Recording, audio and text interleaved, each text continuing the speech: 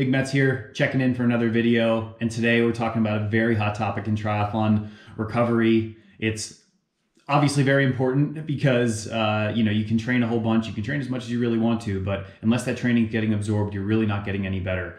And I've done this a super long time, and I know throughout my career, I have done a lot of training that has gone absolutely nowhere because my recovery has probably been trash afterwards. So what I want to touch on today is some of the recovery hacks and some of the recovery things that I do on a daily basis to ensure that all of the training that I'm putting in is absorbed. And that's definitely a big philosophy that I subscribe to in my training, and something that Jeannie and I really pay a lot of attention to is training is only as good as it can be absorbable. So training has to be hard, and it has to be voluminous. And it has to be specific, but if it's not going to get absorbed and make you better at the end of the day, it's just training for training's sake, and that really doesn't help you whatsoever. So we're going to get right into it. Similar to a video I did a few weeks ago, I'm going to have my notes here because I did my homework on what I wanted to talk about, and I want to make sure I don't miss any of the critical information. So first and foremost, some of these things are going to seem basic, but I think when you get into training, we all get distracted by day-to-day life, being busy, not necessarily thinking of these things. So I do think it's a good reminder to just touch on some of the basics. The first one is the way I'm going to structure this is I'm going to talk about all the things that I think actually help recovery and make your training more absorbable, and then or help kind of push that along and make sure that the work you're putting in is making you better. And then some of the stuff that I'm seeing right now that's a bit of a fad, or things that are misconceptions about what's going to actually help your recovery. So first and foremost, the most important thing you can do for your training is have a post-workout meal and or recovery drink. And so we can talk a little bit more about that later in terms of like the importance of a meal. But one thing that I like to do after 90% of my training is have a recovery drink and or chocolate milk immediately after training. So whether that's a swim and I've got a 10-minute drive home from the pool, whether I go to the track and I do a run workout and again I've got to drive home for 10 minutes or whatever, or I'm coming back in from a bike ride and I'm going to have a meal shortly thereafter, I always go to the fridge and I get myself like 4 to 8 ounces of chocolate milk, and I just take that down straight away. Now, something like milk, if it's the summertime and you're going to be gone on the, out for a workout for 2 hours, it's not really feasible to have that unless you bring a cooler. Then there's too much of a barrier to entry. So to make it sustainable. So in those circumstances, I always have a powdered recovery drink kind of mixed up in a shaker bottle that you can just put water into and have straight away. But that immediate injection of carbs and protein is probably the most important thing for the recovery of your session. So that's the first major league point that I think it's important to touch on. The next thing I have on here is sleep hygiene and consistency. So aside from immediate post-workout fueling, sleeping is going to be your number one thing to actually make you better. A lot of the adaptations that you're going to make are going to happen while you're asleep. And so creating an environment where you have good consistency with your sleep schedule, something that's going to allow you to have super deep, high quality sleep, those are things that are very important. So for us, just as an example, we invested quite a bit of money in a blackout curtain for our room because the way our house is facing, the sun rises right into our bedroom. So we made sure that the room is super, super dark. Another thing we like to do is wind down about half an hour before bed. So we're trying to limit our device use. We're trying to, just bring down the overall stress and sort of like get your body ready for bed. And some of that stuff is just habitual. So we kind of get into a similar nightly routine, whether it's, you have maybe a pre-bedtime snack, you lay on the couch for half an hour, watch a show, then you kind of, are getting ready for bed. And then, by the time you actually get in the bed, you're quite tired and you want to go to sleep. And another big one for us is we don't have any phones or TVs in our bedroom. So that just ensures that environment is like, when we're in the bed, we're ready to go to sleep and get the most out of our that time. The third thing I have on here is daily hydration and smart supplementation. So overnight, you've got to think about this. At least for me as a professional athlete, and I'm sure if you're watching this, you're an athlete as well. Like, you're training and you're sweating so much more than the average person. And you might be good about having hydration during the day, sipping on sports drink during your workouts, having water during your workouts. Okay, that's fine.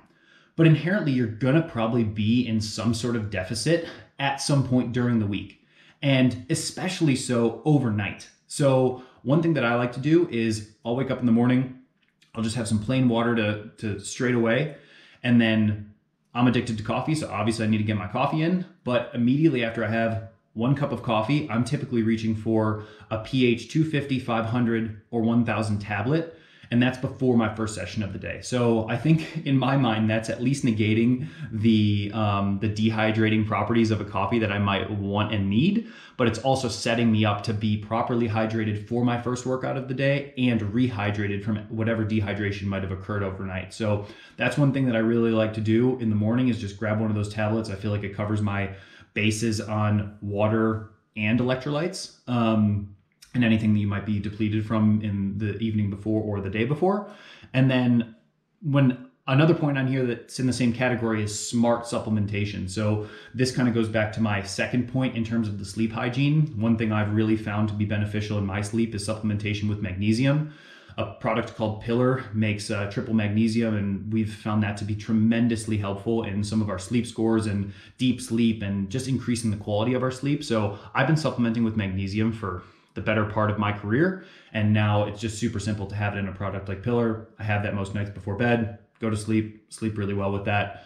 In addition to that, one thing I would recommend is if you are really trying to push the limits of training, there is probably going to be an area in which you are lacking, and you might need to, it might require some level of supplementation. Now, this can be a hot topic because some people don't think you need supplementation whatsoever.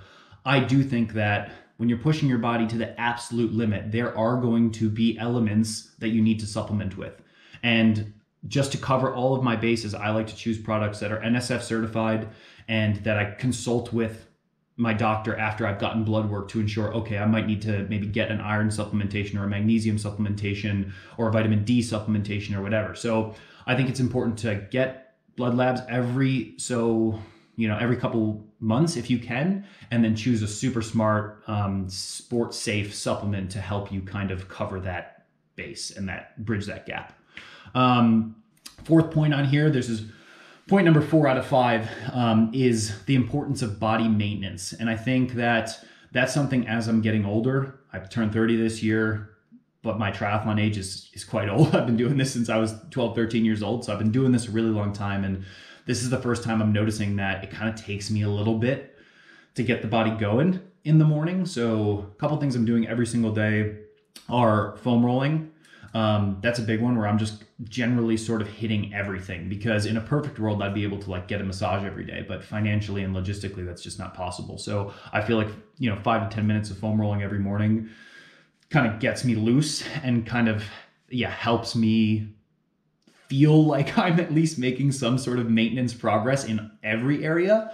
Other things that I'm doing is I'm grabbing the Speedhound percussion gun. I'm kind of doing the same thing there. I'm just trying to like loosen up and get some of that soreness and stiffness out using those tools. And then I'll also be sitting in the Speedhound boots. Like that's a big one for me, just to kind of flush out some of whatever's left over from training the day before. And I'll also sometimes use them as a warm-up tool. So similar to how you would maybe do some mobility or do some foam rolling, I'll hop in the Speedhound boots, and I find like that really warms up my muscles and gets me ready for a hard workout. If it's the first session of the day or the last session of the day, something where you might have that extra layer of fatigue. And then I am a believer in weekly massage. So like I'm very fortunate here that I've got a great massage therapist that I see every week. And so if you have that at your disposal and it's not so prohibitive financially, like that is something to look into. What I will say is I've found if you are going to do something like massage, you probably want to do it on a consistent basis.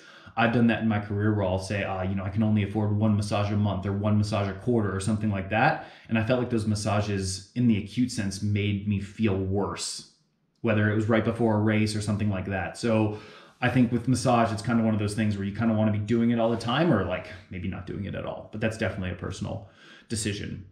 Final point here on what I think actually helps recovery is the importance of your daily nutrition. And I think there's so many different angles right now in terms of what nutrition, like the discussion around nutrition. And every time I explore a new fad or a new avenue, I always just come back to what I think is the most important, most basic thing.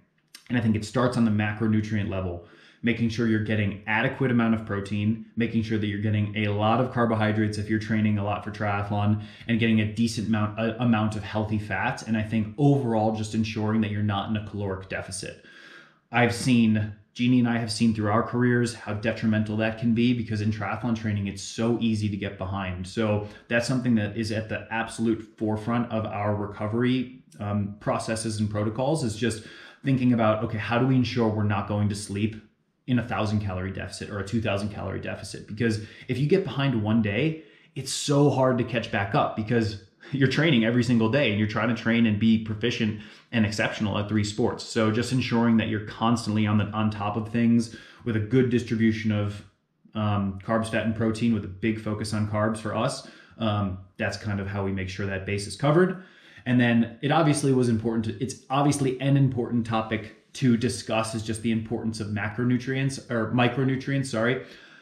I think micronutrients probably get a little bit overhyped, and I know that I probably spent a little bit too much time focusing on the need for micronutrients. I think if you take care of the macronutrient puzzle first, and also ensure you're not totally missing the mark on fruit and veg, you're probably going to be fine. I think I probably went overboard in the past of thinking, I've got to get, many servings of fruit, many servings of vegetable per day. I'm trying to get like 4 servings of fruit, 4 servings of vegetable per day. And if I do that, I'm pretty much good. I do not think you need more than that. We try to have good variety. And I don't think you need like variety every single day, right? So if you're going like, okay, this day I'm going to have blueberries, the next day I might have raspberries, then I might have an orange, then I might have a pomegranate. Like, I think as long as throughout the week you're getting good variety, that's going to cover your micronutrient bases. So those are my kind of main points when it comes to what I think actually is going to move the needle on recovery. Some of that might sound basic, but the basics work, and that's why they are the basics. I think now, maybe more importantly, we're going to transition a bit into what I think isn't worth your time, isn't worth your money, and what I think is a bit of a gimmick or a fad in today's climate. So number one, and this one might be controversial, is the need for active recovery workouts. I think a lot of training plans that I see, a lot of athletes that I interact with, love to use recovery run, recovery ride, recovery swim. It's like such an important point in their training plan and in their day-to-day. It's just such like a buzzword. And I've found that for most people, active recovery, that actual term, is misinterpreted as something that's like low aerobic conditioning. And I think if you're going to go do a workout that is labeled active recovery, but it's maybe a little bit too hard because you're trying to get some sort of aerobic stimulus out of it, it's probably not an active recovery session anymore. So where I'm at now, 15 years in this, I think you either need to be doing something that is stimulating and actually going to move the needle for you, whether that's a specific workout, a hard workout, an aerobic endurance workout, something that is actually going to make you improve. And then your active recovery sessions have to be things that pretty much aren't helping you improve at all. They're legitimately only helping you recover. And I think in order for it to genuinely help you recover, the intensity needs to be so much lower than what you might think. So when I think of an active recovery session, something I often do is I'll train all day. I'll train 6 hours, and maybe I don't want to shut things down and just sit on the couch the rest of the day. I'll go take Millie for a walk. Jeannie and I will go take Millie for a walk. Occasionally, I will do a very easy bike ride or a very easy run, but I think in order for those things to be categorized as active recovery, they need to be 4 minutes per mile slower than your like race pace. So if my race pace is 5:30 a mile, then you need to be doing like 9:30 a mile. And I think on the bike, it needs to be like less than 50% of your threshold. So it needs to be incredibly easy. And you have to not have the expectation that it's going to move the needle for you on an aerobic conditioning standpoint. So yeah, I could go on forever about that one. But next one is the green powders. Maybe this is something I'll change in the future if one of these companies decides to sponsor one of these videos, as they tend to do, and maybe it's getting me in trouble for maybe not being able to get one of those in the future. But we've played around with some of those green powders, and I don't think they're worth the money.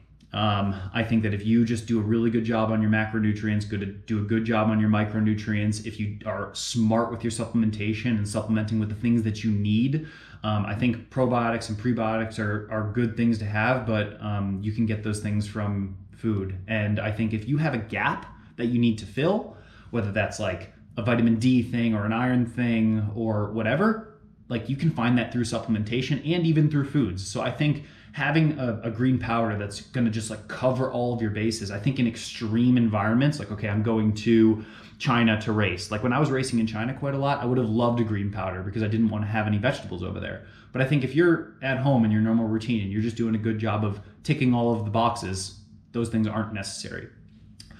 Third point on here is the fad around cold therapy. I am not a believer in cold therapy, especially after training. And I think if you look at the research, a lot of the like cold showers, cold plunges and stuff, that's amazing in a not a immediately post-workout setting. I think that the body's natural ability to recover from workouts is going to require some level of inflammation. It's going to require some level of heat. And I think putting yourself in a cold plunge or putting yourself in an ice bath immediately post-training is probably going to inhibit some of the body's natural ability to recover from the workouts. And so I think if you're waking up in the morning and having a cold shower, having a cold plunge pre-training, like that's a completely different discussion because that has a bunch of different health benefits in its own right. But if you're sitting here saying, oh, I've just trained 7 hours, I'm gonna hop in an ice bath, aside from needing to cool down your core body temperature on a very hot day, which can help some of your recovery, if you're saying, oh, I'm trying to recover my muscles for doing an ice bath, I would say skip it 100%. Again, could keep going on that.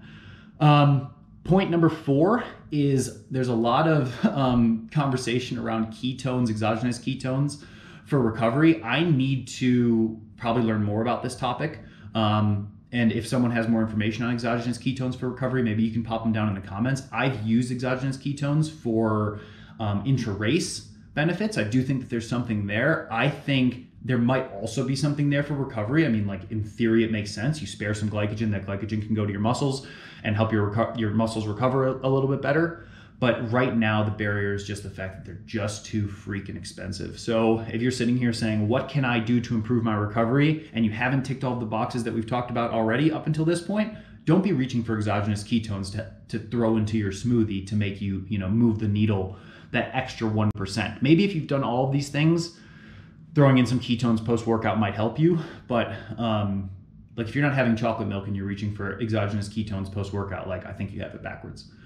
And the final point that I'm going to talk about today before this video gets way too long and everyone stops watching my channel is don't subscribe. Well, my opinion is that it would be not advantageous to your triathlon recovery to subscribe to any sort of fad diet. There's so much conversation right now around low carb, super clean eating, and eliminating big food groups, whether that be gluten-free, dairy-free, whatever. I think unless you have a specific gluten allergy, a specific dairy allergy, like of course avoid those things. But if you're just self-diagnosing a gluten intolerance or self-diagnosing a dairy intolerance, which I've done in my career many times, I've been gluten-free, I've been dairy-free, I've been all of these things. I think you are giving up something on your body's ability to take a very utilizable, I don't know if that's a word, source of something to help you improve and just eliminating that and making it more difficult for your body. Is it impossible? No.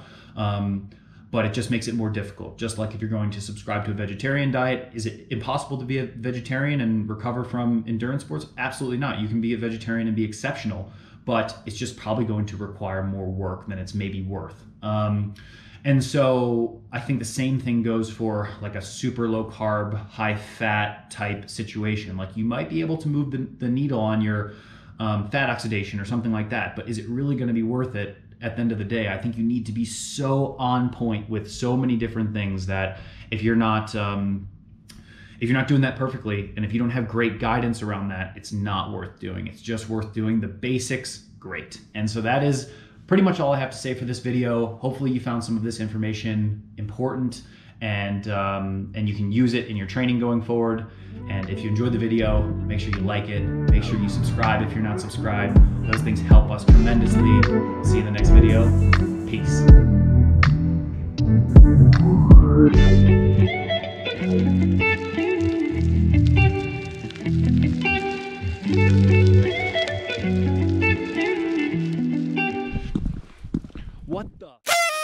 up, YouTube?